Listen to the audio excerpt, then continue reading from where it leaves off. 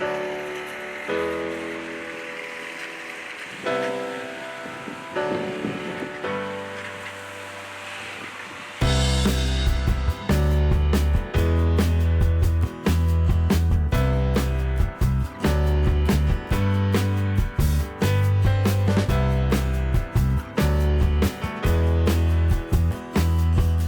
17e festival d'art contemporain regroupe 12 artistes qui ont comme spécificité de rester sur le site durant tout le temps du festival, ce qui permet au public de pouvoir les rencontrer, de poser des questions et aussi d'échanger avec eux sur leurs impressions.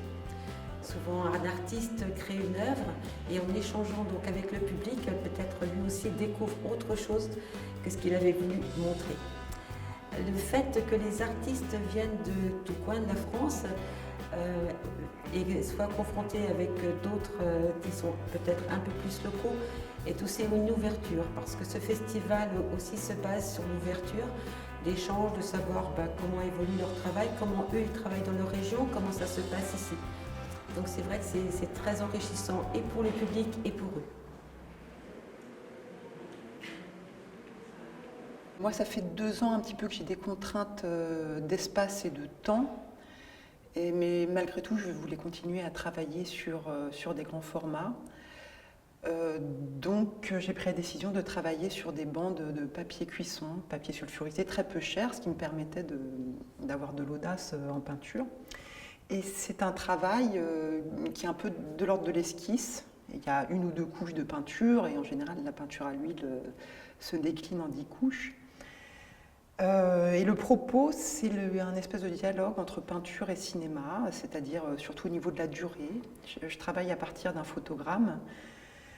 C'est plutôt les films d'Hitchcock qui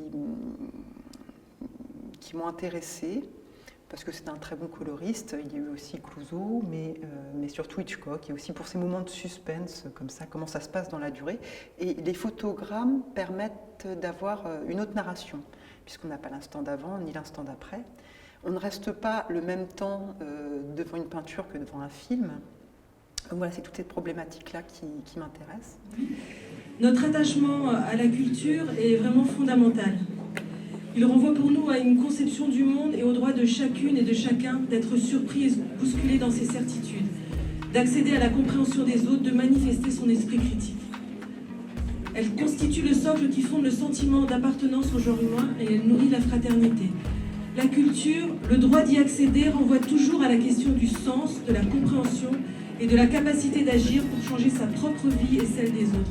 Et Cap sur les arts joue là tout son rôle. La culture ne doit pas être réduite à un marché éventuel, à une logique de divertissement ou à un espace réservé à une élite.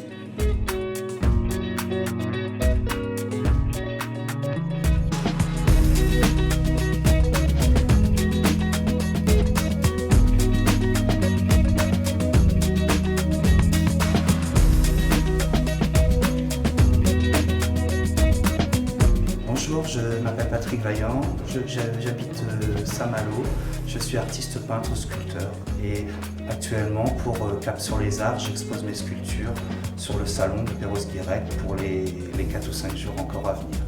Et mon travail est plus dans le travail du fil de fer où j'essaie de croiser et décroiser des fils et puis c'est surtout le travail sur le vide en fait. Par mes sculptures, par mon métal, par mes formes, j'essaie d'isoler le vide et de le recréer un volume à partir de ça. Et je travaille beaucoup sur un effet de dégradé qui fait que mes sculptures s'élèvent et quand on a un travail avec les ombres, on voit une profondeur et un envol qui se fait par rapport à ça.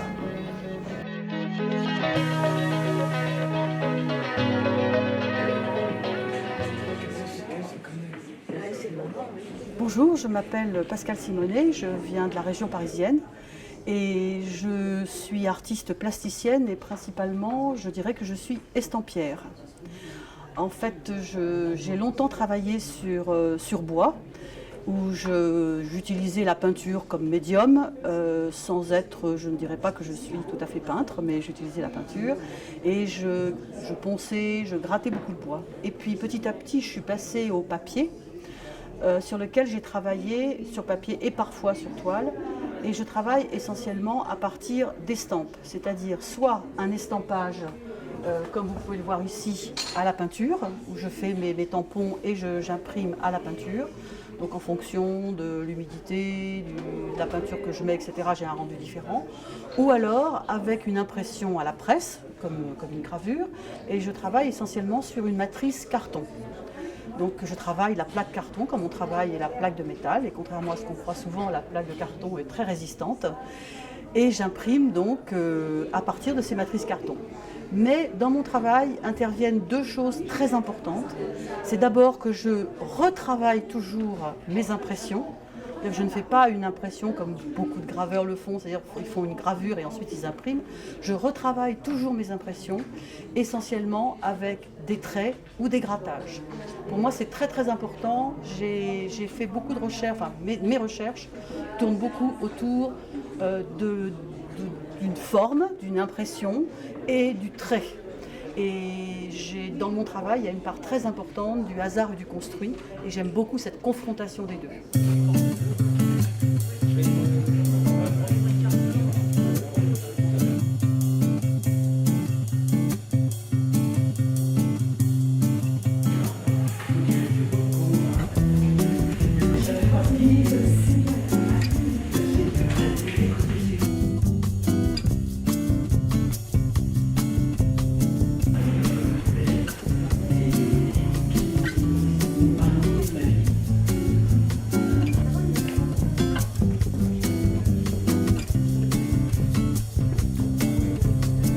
J'ai un fil conducteur qui est auprès de mon arbre et je figure donc ce que représentent les arbres et la forêt pour moi qui habite Chantilly, à côté de Chantilly, au travers de peintures à l'huile.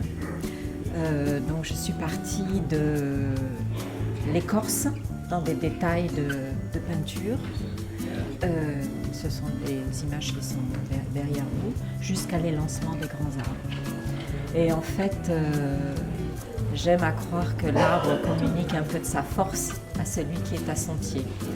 Donc j'ai aimé représenter quelques silhouettes au pied des arbres.